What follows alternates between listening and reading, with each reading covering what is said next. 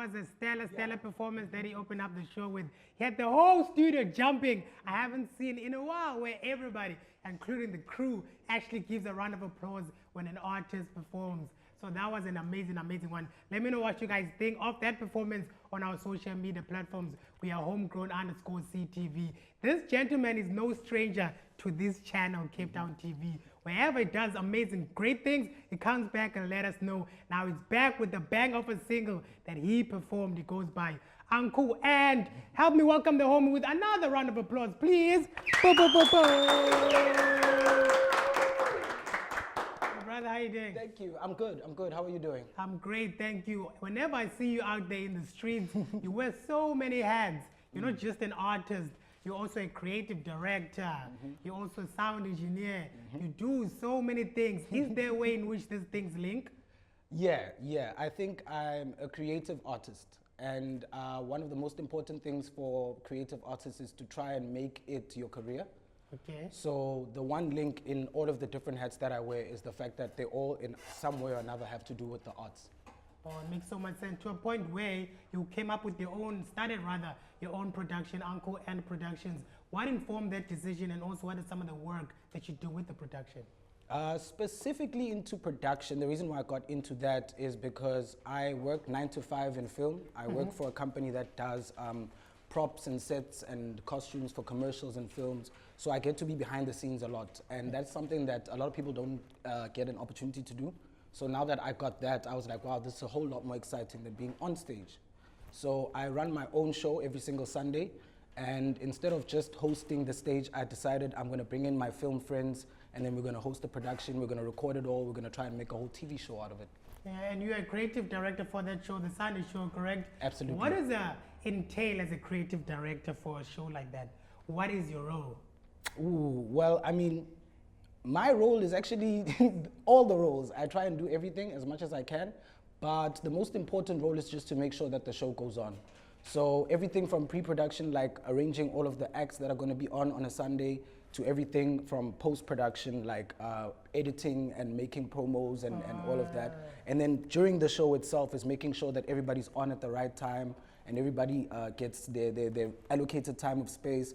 So just making sure that the entire experience for people that are watching it from before, during, and after is absolutely smooth. Proper, yeah. Something interesting that our floor sound technician today is said to mention is your look. She found it very interesting how you dressed. Yeah. How is it important for you as an artist to ensure that you take note into maybe whatever it is that you dress? Visual identity is super important. Visual identity is very important. I mean, before you even say a word, before people even know how nice your song is, they see how you look. So I'd like to think that I put a lot of effort and time into making sure that I make an impression.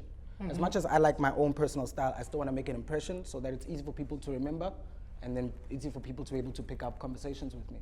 Yeah, that makes sense. Let's get into the music then. The last time you came to the station, you performed what would be considered maybe a jingle, A jingle, that was a fire joint as well. Thank you. Now you're back with this one. Tell us more about this song.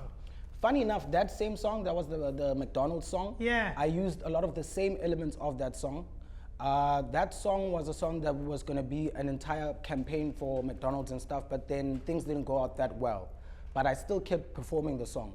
So I performed the song at my show, at the Sunday show, to a standing ovation. Everybody was happy. Ow! And we got a noise complaint from the neighbor. And the noise complaint specifically said that there's savage drumming happening next door. So that's where we decided, okay, I think I'm going to rename this song and call it Digupu, which means the drums, the savage drums. And every time we perform this song, because they call. Yo, you are creative, my brother. Yeah? I wouldn't have guessed that.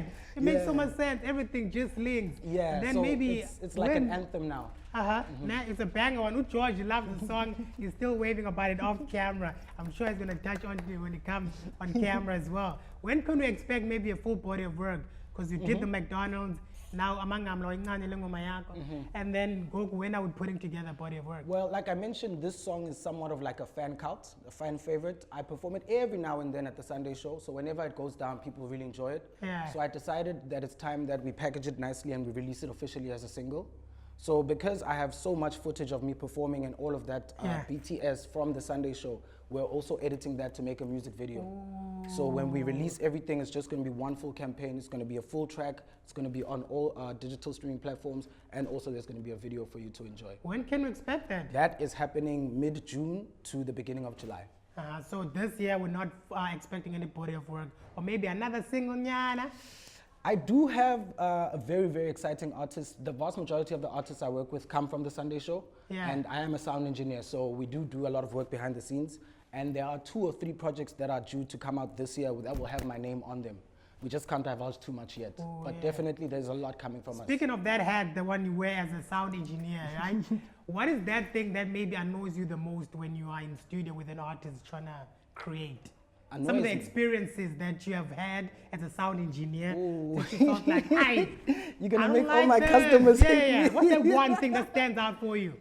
Honestly, I love the fact that it's easy for anybody to get into creativity. Anybody can just decide I'm an artist now, which is great.